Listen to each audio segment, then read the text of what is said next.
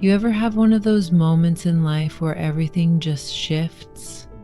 1 second, one breath, one look, one choice, and suddenly everything you thought was solid cracks, and you realize deep down that nothing will ever be the same again? That's what happened to me. And the worst part, I never saw it coming. I replay that night in my head over and over again, like some kind of sick movie I can't turn off. The little details haunt me the most. The way the air felt so thick, almost suffocating. The way the room got too quiet. The way my heart started racing before my mind even understood why. It was supposed to be just another night. Another normal, uneventful night. And then, in the space of a heartbeat, a line was crossed, a line that should have never been crossed. Now I can't unsee it. I can't unfeel it. I can't go back to the way things were before, because the truth is, when someone you trust, someone who's been part of your life since the beginning, crosses that line, something inside you breaks. No matter how badly you want to pretend it didn't happen, deep down, you know it did. And you know that things will never be the same again. If you'd looked at our family from the outside, you would have thought we were just another normal family, the kind you see in pictures, smiling, happy, everything in its right place. But families are never really what they seem, are they? Our house always had this warmth to it, cozy, inviting, the kind of place that smelled like coffee in the morning and something baking in the oven on Sundays. It was the kind of home where the walls held laughter, but if you listened closely enough, you'd hear the silence too, the kind of silence that settled in the spaces between us. There were 4 of us, my parents, me, and my little brother. He was my best friend. If you had asked me back then who knew me better than anyone, I would have said his name without thinking twice. We grew up close, closer than most siblings, I guess. Not just because we were raised under the same roof, but because we had to be. Our parents worked a lot, long hours and late nights, which meant it was just the 2 of us more often than not. And maybe that's where it started, the quiet, unspoken thing between us. I never thought much of it at the time. I mean, he was my little brother. He was always there, always looking up to me, always knowing how to make me smile when I felt like the world was swallowing me whole. Especially in the months leading up to what happened. I don't know exactly when it started, but at some point I began to feel invisible. Maybe it was because my parents had their own lives to deal with. Maybe it was because my relationship with my boyfriend was falling apart, leaving me feeling like I was just existing but not really seen.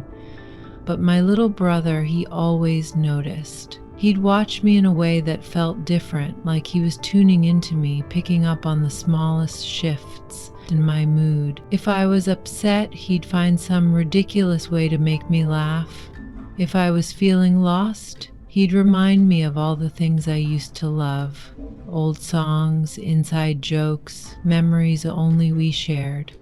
It felt good, it felt safe, but now, looking back, I wonder if that's where I should have paid more attention.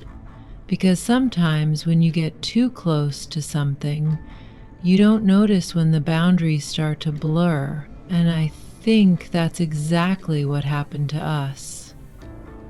It was late, just a regular night, a night that should have been like any other. I remember it so clearly. The glow of the TV casting soft shadows on the walls, the low hum of a movie playing in the background. Everything was normal, comfortable. My little brother James and I were on the couch watching TV like we'd done countless times before. We were the only ones home. As we sat there, something shifted between us. It started small, just a slight change in the way he looked at me, a little too long, a little too intense. I didn't say anything, but I felt it, that subtle tension that wasn't usually there. Maybe it was just me being paranoid, but I couldn't shake it. His hand brushed mine, and I swear the air around us thickened, like we both felt it, whatever it was. For a moment, neither of us said anything. It was like we were both holding our breath, waiting for something, but I wasn't sure what. I tried to focus on the movie, tried to pretend nothing was wrong, but my heart was pounding and I could feel the heat of his gaze on me. I didn't know what was happening, but I knew deep down that something had shifted. And then, without warning, he leaned closer to me, his face just inches from mine. My breath caught in my throat. His lips brushed against my ear, sending a chill down my spine. "Are you okay?" he asked, his voice low, almost too soft. I didn't know how to respond. My body was frozen, my mind racing with confusion and fear. I wanted to move away, but I couldn't. I felt like I was trapped in a moment I couldn't escape. James had always been there for me. He was my protector, my best friend. But in that moment, I realized how easily the lines between family and something else could blur. I didn't know what to think, what to feel, or what was happening between us. All I knew was that in one single second, everything changed, and there was no going back. I was curled up on one end of the couch, lost in my own thoughts. James, my younger brother, was stretched out on the other side. Every now and then I caught him glancing toward me. We'd done this a million times before, watched movies together, talked, laughed.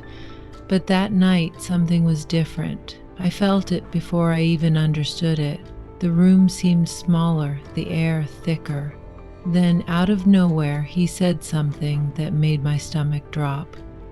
"You know, sometimes I feel like you're the only person who really gets me." It sounded innocent, normal even, but there was something in the way he said it, something in the way his voice lingered on the words. I turned to look at him, and that's when I saw it. The way his eyes didn't look like a little brother's anymore. His expression had shifted, like he was waiting for me to say something back. In that moment, something deep in my chest stirred, something I didn't want to name. I laughed it off, brushed it aside, telling myself I was imagining things. But I wasn't. Because after that night, everything changed. He started acting different. It was subtle at first. The way he stood closer than usual, the way his hand would linger for a second too long when we passed each other in the hallway. And then there were the looks. I'd catch him watching me, not like a brother, not the way he used to, but like a man who was seeing something he wasn't supposed to see. I told myself it was all in my head, but deep down I knew. And the worst part, a tiny, shameful part of me didn't hate it. Because for the first time in a long time, someone was noticing me. I don't know if he planned it, or if it was something he'd been thinking about for a while, or if it just happened. All I know is that one moment I was standing in my room, brushing my hair, getting ready for bed. The next he was standing in the doorway, watching me. I turned around, expecting him to say something, but he didn't. He just looked at me, and in that look I felt it. The shift. That unspoken thing that had been building for weeks, maybe even months. Then he took a step forward. Not a big step, just enough to close the distance, just enough to make my breath catch in my throat. I think about you a lot, he said, his voice low, careful. Not like a brother, not anymore. The world tilted. I should have said something. I should have stopped it. But in that moment, I froze. Because the truth is, a part of me already knew, and that part of me didn't know what to do next. That night was supposed to be like any other, just another quiet evening, just the two of us. The house was still, the kind of stillness that only comes when everyone else is gone. Our parents had been out for hours, and the only sounds left were the hum of the TV and the soft rhythm of rain tapping against the window. We'd just finished dinner, nothing special, just takeout from our usual spot. We ate on the couch, the way we always did when no one was around to tell us otherwise. Feet up, plates balanced on our laps, laughing at whatever was playing on the screen. But there was something else in the air that night, something I couldn't put my finger on. Maybe it was the way he kept looking at me, not just in passing, not the way a little brother should. It was different, intentional, or maybe it was the way the space between us on the couch felt smaller than usual, like something was pulling us closer without either of us saying a word. I should have noticed it then. Maybe it was the way he was suddenly so aware of me, like he could see past the walls I'd built, past the distance I tried to maintain. Or maybe it was just the way my own feelings, my own sense of longing had been shifting too. But in that moment, I didn't know what to do. I didn't know how to feel. Part of me wanted to push him away, to remind him of the boundaries we'd always respected. But another part of me, the part I didn't want to acknowledge, was drawn to him. And that's when I realized that things were no longer simple. The easy, familiar connection we'd always had was starting to crack, and there was no going back. The air between us was charged, filled with something neither of us could ignore. I should have said something then, should have put an end to it before it could escalate. But in the silence that followed as I stared at him, a part of me wondered if I wanted to. The tension was thick now, unbearable, and I couldn't deny it anymore. That night, as I lay awake in bed, the sound of the rain was the only thing that kept me grounded.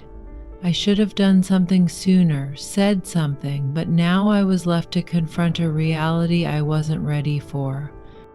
I kept telling myself I was imagining things, that nothing had really changed. But deep down, I knew. It had already started. I should have felt the warning signs in my chest, the way my body tensed before my mind even caught up, but I didn't. Not until he said it. You're the prettiest girl I know. It was an offhand comment, one that might have been harmless coming from anyone else, but it came from him, and that changed everything. I felt my stomach tighten in a way that made my skin prickle, the kind of unease that makes you wish you could escape your own skin. I forced a nervous laugh, trying to play it off. "Shut up," I said, nudging him lightly, hoping to make it seem like a joke, hoping to make everything feel normal again. But he didn't laugh. Instead, he just looked at me, his eyes dark and unreadable. "I'm serious," he murmured. "You ever feel like maybe things were supposed to be different?" I blinked, unsure of what he meant. The air between us shifted in an instant. The sound of rain outside felt louder, the dim light in the room suddenly too warm. I swallowed hard, my mouth dry, struggling to find my voice.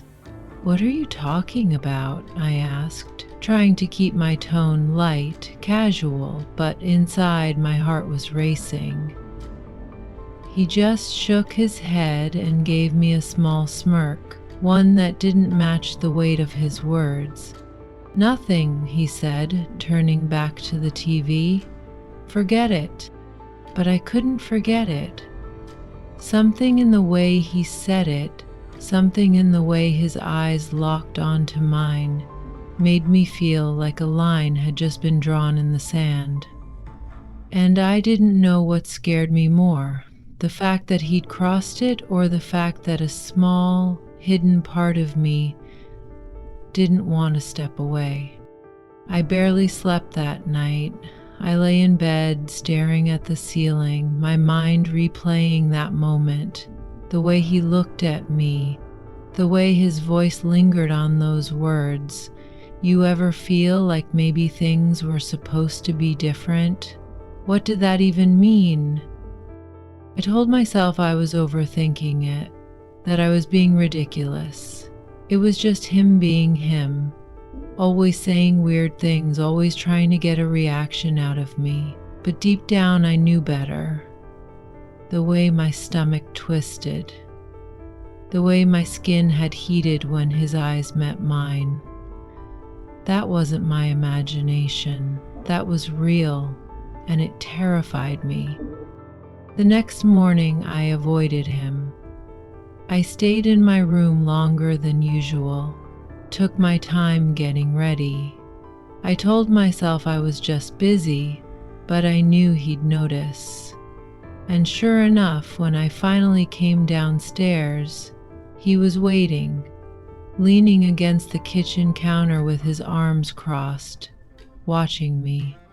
"You good?" he asked, his voice easy, unreadable. I nodded quickly. "Yeah, just tired." "Help him later?" Liz helped, then, unconditionally. He didn't look convinced. "You sure?" His eyes flicked over me, studying me in a way that made my pulse jump. I swallowed hard and grabbed a glass of water, keeping my back to him. "Yeah," I said again, though I wasn't sure if I believed it myself. A long silence stretched between us, thick and suffocating. Just as I was about to turn and walk away, he said something that made my breath catch in my throat. "I was just thinking, last night was kind of nice, huh?" My grip tightened around the glass, and I forced a small laugh, trying to brush it off. "We literally just watched a movie. What's so nice about that?" But he didn't answer right away. When I finally turned to look at him, the expression on his face made my stomach drop. "I don't know," he said finally, his voice low. "Just felt different." That was the moment I knew this wasn't just in my head. Something had changed between us, and I had no idea how to stop it. Over the next few weeks, things only got worse. It was little things at first. The way he stood closer than usual when we were in the same room. The way his hand would linger just a second too long when he brushed past me. The way his eyes followed me when he thought I wasn't looking. It was subtle, but it was there, and I couldn't ignore it anymore.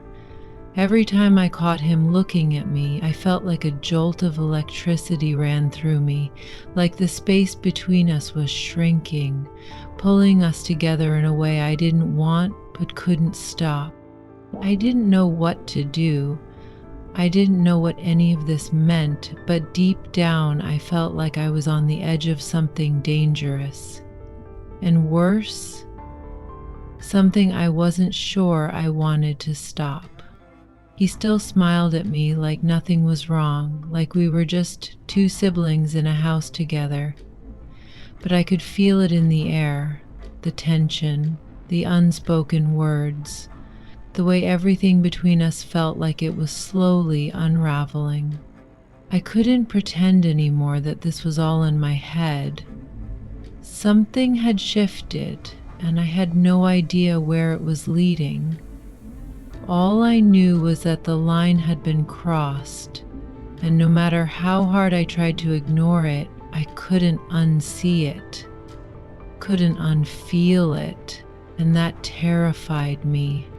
I wasn't looking for it, but over time it began to grow into something more. A comment here, a touch there, a look that lingered just a beat too long. The worst part? I didn't stop it. I told myself it was nothing, that it was harmless, that he was just my little brother and I was being ridiculous. But late at night, when I was alone in my room, I would replay those moments in my head. Each time I'd feel something I wasn't supposed to feel, something I couldn't name. It was something I didn't want to acknowledge, but I couldn't stop it from creeping up.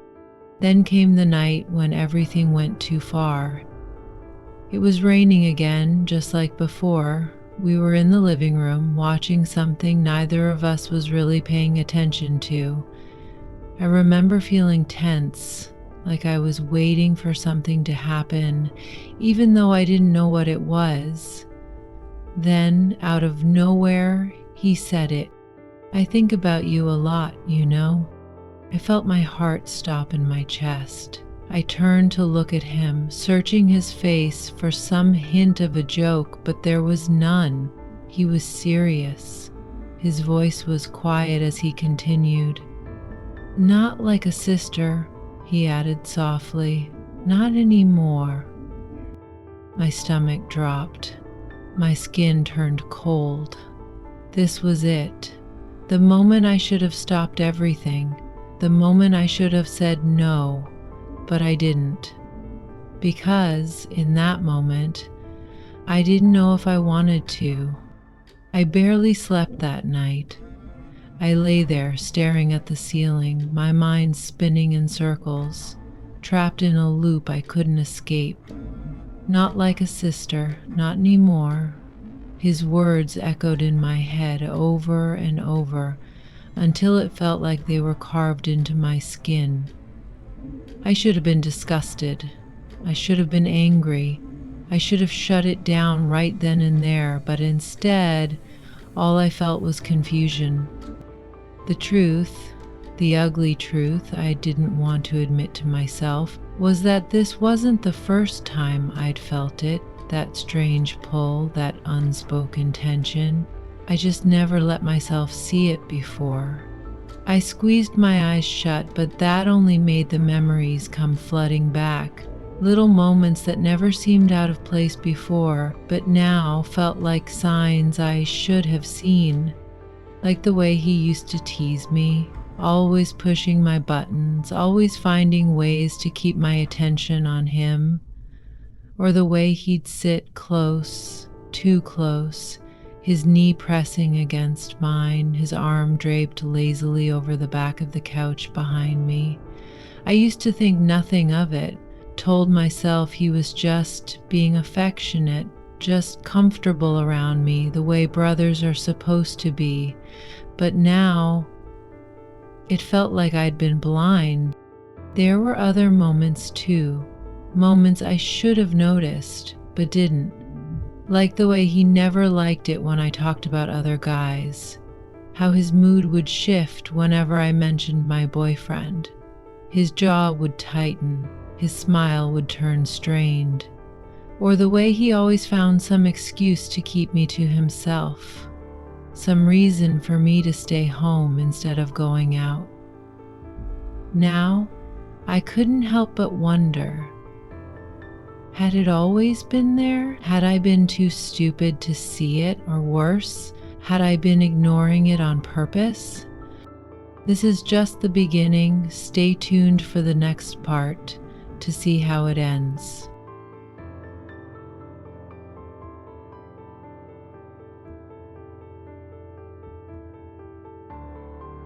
I never used to be like this, yearning for warmth, craving someone so intensely that my thoughts became clouded.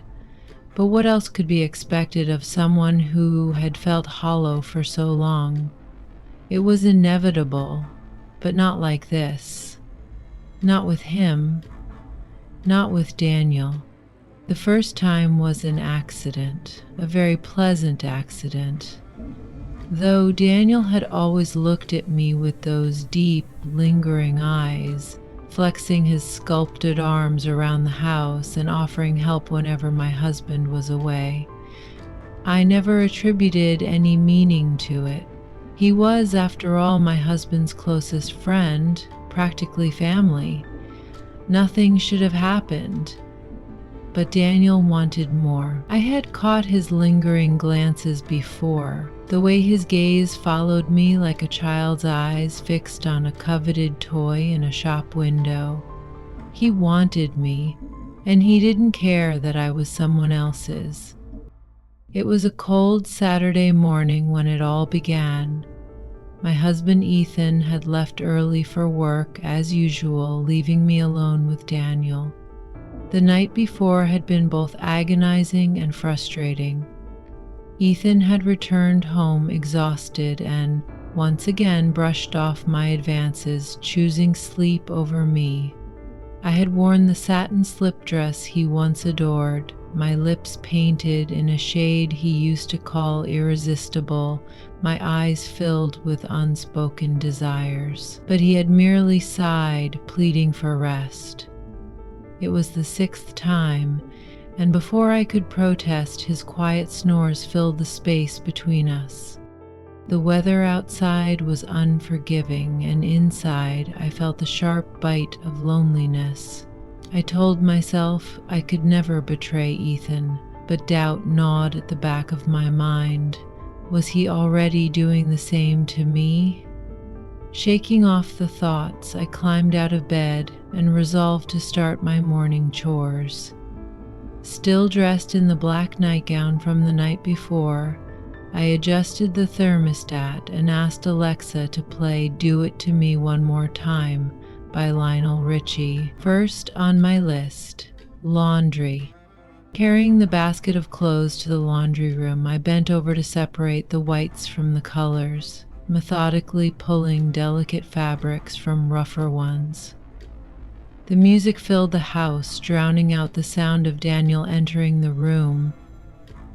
I didn't hear him, didn't sense him standing there watching. But later, after everything had unraveled, when I asked what had been going through his mind in that moment, he told me simply, "I wanted you, and I knew I would go mad if I didn't have you." After what felt like minutes of my unintentional swaying to the rhythm, Daniel moved closer. His presence became undeniable as his hands suddenly gripped my waist. I gasped, but before I could protest, his lips were near my ear, his voice a soothing whisper. "No need to shout. It's just me." And that was it. I was undone. I had never heard his voice like that before. Deep, velvety, intoxicating. Perhaps I had, but at that moment it felt like music, like something forbidden yet irresistible. I could feel his breath, his warmth pressing against my back, his strength caging me in. And there it was, a tension I had ignored for too long, now impossible to deny. "Daniel," I murmured, forcing myself to say something, anything. "What do you think you're doing? Do you want Ethan to find out?" Daniel sighed. He was probably in a meeting somewhere, trying to persuade yet another investor to buy shares in his company, his ridiculous, overvalued company. I should have pushed him away. I should have fought against the thrill that coursed through me, but my voice betrayed me. I didn't sound alarmed. I sounded intrigued. I had unknowingly issued a challenge, and he had accepted it. And as expected, he didn't stop. "So what do you want? Why are you holding me like this?" I asked, my voice carrying both protest and invitation. I could feel his arousal pressing against me, igniting something deep inside me. Please let me go, I murmured, though I shifted slightly, pressing back against him, teasing. His desire was undeniable, growing harder by the second. The urge to reach out to claim him, to make this moment mine, was overwhelming. I want you just as much as you want me. No, I want you even more.